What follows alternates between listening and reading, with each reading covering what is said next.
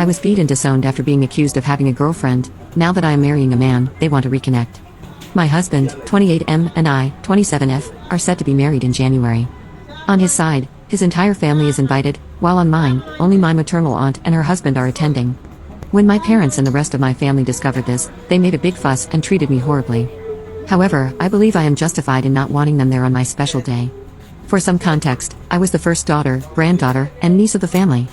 I was everyone's special darling, that is, until the arrival of my siblings.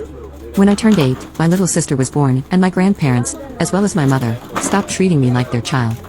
The favoritism for my younger sister was extremely blatant. If my sister broke something, they never scolded her, but if I said something mean to my sister, I was punished.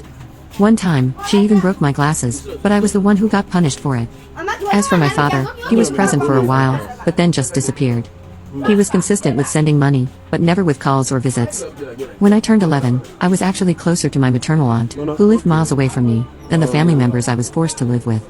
That aunt, who is 9 years older than me, is my mother's half-sister, and although I only saw her on special occasions, we talked on the phone twice a day. When I was 12 and she was 21, I stayed with her all summer, even though my mom didn't believe my aunt could take care of me, and those were the best 2 months of my life. After my vacation, I studied more and had very good behavior at school, with the intention that they would let me go see her again. However, everything was ruined when my grades in mathematics began to decline. Although I tried hard, and my aunt gave me classes and even paid for a tutor, my grades didn't improve. That year, my aunt visited me in the middle of the school year, and went with my mother to see what was happening at school. It was then, when my mother and aunt met with my teacher, that I was accused of not paying attention in class because, in my teacher's words, I was too busy being distracted by my girlfriend. My mother and aunt were amazed, and asked the teacher why he said that.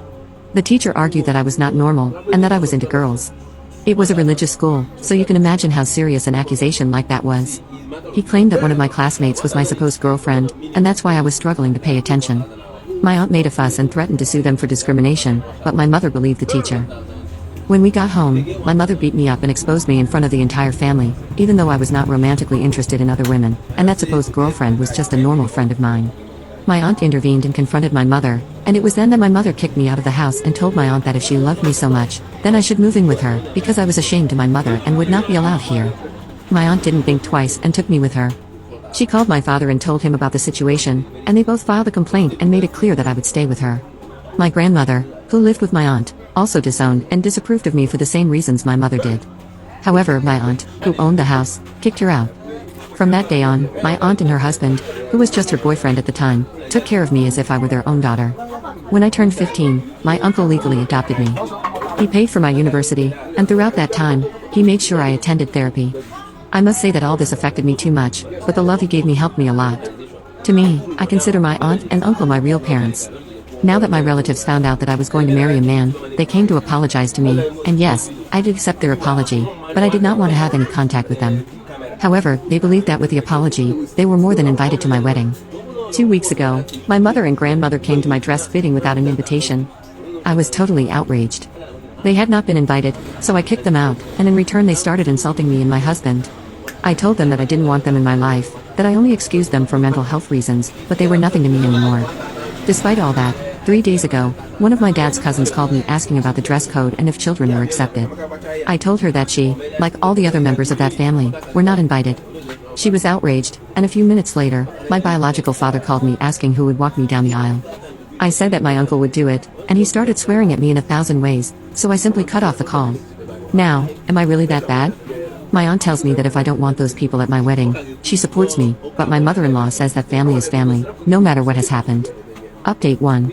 It's been almost a month since my post, and I wanted to update you on some things that have happened. I told my mother-in-law everything that my family did to me in the past.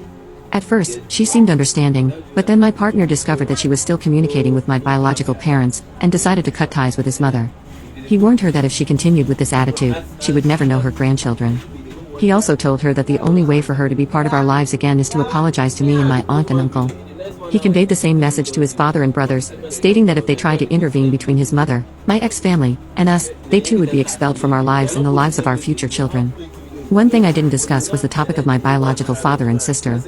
It turns out that after some time, he accepted that I wasn't going to be a part of his life, and he returned home to my biological mother and they had another child. As for my sister, she always believed that I lived with my father, and I, on the other hand, always believed that my sister had a better life. However, I found out everything she had suffered in my absence.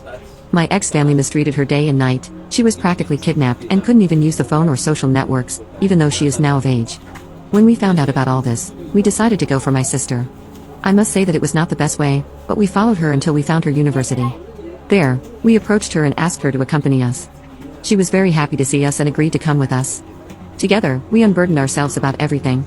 We apologized and told each other everything, realizing that we were both victims of our parents.